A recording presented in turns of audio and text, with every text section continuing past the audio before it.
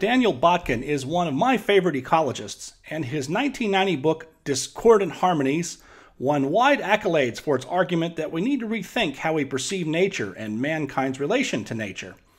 As the title hints, the natural world is not in a steady state harmony, but is constantly changing in discordant ways.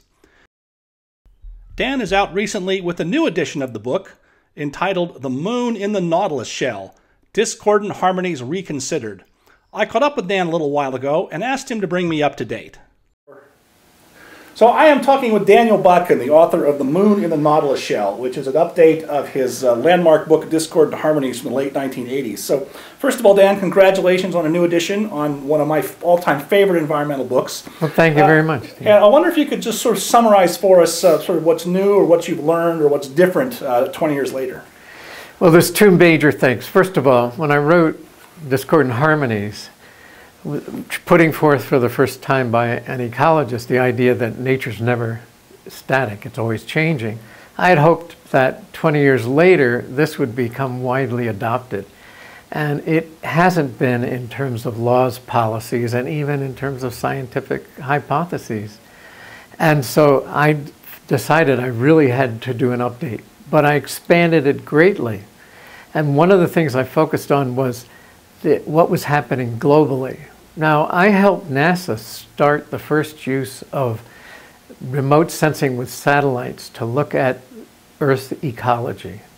I did that in the early 1980s, and I thought, oh my gosh, this is going to be great. We're going to have an entirely new planetary level college of environment. Science of environment.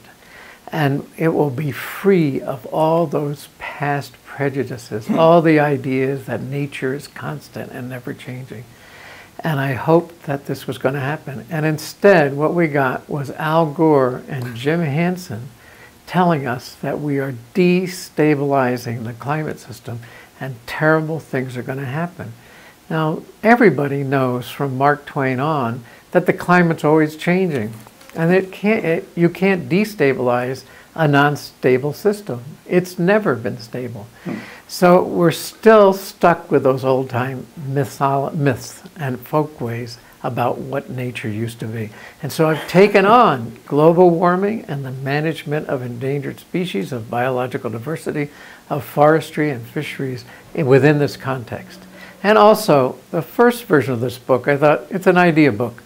Right. So I should just stay with ideas. I had a little postscript about what practically might be done. But this time I thought, no, they didn't get it the first time. I'm going to really lay it out straight. So the postscript is very long and very specific. That's just some of the changes. Right. So do you think you'll be better received now than 20 years ago, or things have gotten worse? Both. I think that there's a lot more interest and a lot more sympathy for it.